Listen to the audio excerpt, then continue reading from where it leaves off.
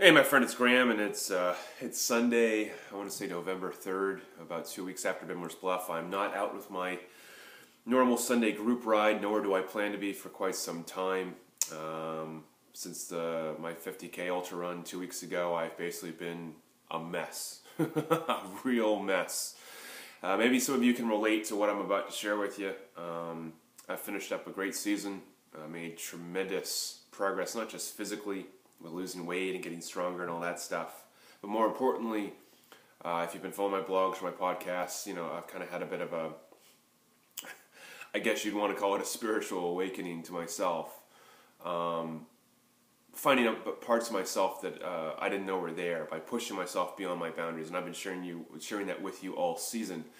And of course, you know, like many of us, you know, we want to protect those new assets, those things that we've collected about ourselves. We don't want them to go away. And I think a lot of times we wrap ourselves into our physical performance. You know, I've lost 24 pounds this year. I've already put back on 10 or 12. Sucks, but that's the reality. I'm sharing with you the truth. My threshold power went from I think like 315 to like 350, 360. Monstrous gains using very simple cyclo-core tactics and the same stuff that I offer you.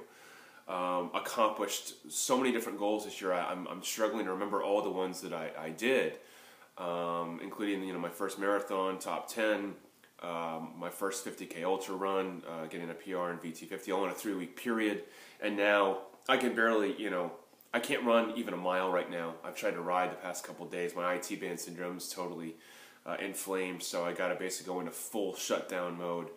I've been kind of beating myself up about putting some weight back on, losing some of that fitness, knowing that was going to happen.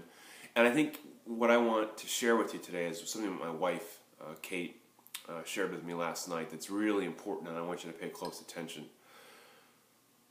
This year, as I made kind of a physical metamorphosis for myself, a performance metamorphosis for myself, both in cycling and running, it was very easy for me, and maybe it is for you too, to wrap our self-worth up in those results. Well, I'm stronger, well, I'm leaner, well, I finally got that 5 pounds off my body, that 10 pounds off my body.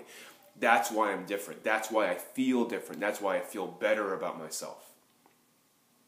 And when these situations come, the inevitable, not decline, but the inevitable deep rest that our bodies require after such a challenging set of events, whatever they may have been for you or for me, it's easy to think that, oh my God, I'm a failure now, or I'm a piece of shit, or I'm a slug, and I'm a slob, and I've put on all this weight, and I'm failing my body because I can't hold on to all of that physical progress. It's important to note, and I have to keep reminding myself of this, and thank God for my wife for reminding me that I already am a changed person as a result of what happened this year.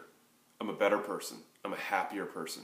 I might be struggling right now the past couple weeks because I don't have that endorphin rush that I'm used to. I'm not going out and training for 3 hours a day, 4 hours a day. I'm not doing cyclo-hit sessions. I'm not doing a lot of cyclo-core work. I'm really unable to.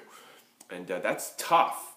And it's really easy to kind of get down on ourselves and think, well, I'm losing all of these benefits that I've gained. It's important to detach yourself, myself, from thinking that because I've put some weight back on or because I've lost some fitness, that I've lost the benefits that I really gained from all that. And that's important for me because it reminds me that, hey, I'm better than I was before. And even though I might put some weight back on temporarily here, and I might, not be able to walk downstairs without wincing in pain or discomfort, or I can't even run a mile after running a 33.5 miler, I must be a failure.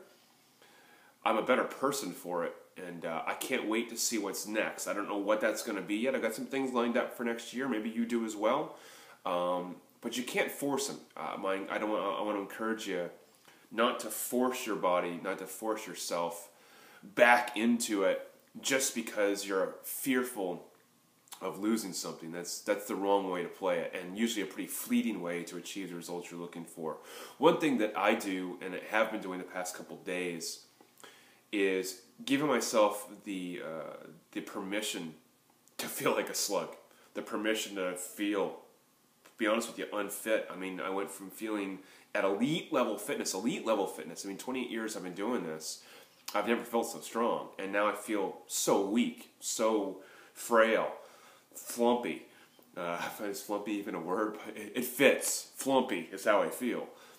Just not operating as well as I was just a couple weeks ago. I've given myself permission to do that. And one of the ways I've been able to do that, maybe you can take this as a tip for you, and I don't want this to come across as a sales pitch, but this is what I've been doing and it's been helping, is I know the formula or a range of formula that I can execute when my body's ready, when my brain is ready, it's ready to come back online, and it will. I just have to be patient. We have to be patient and wait for it.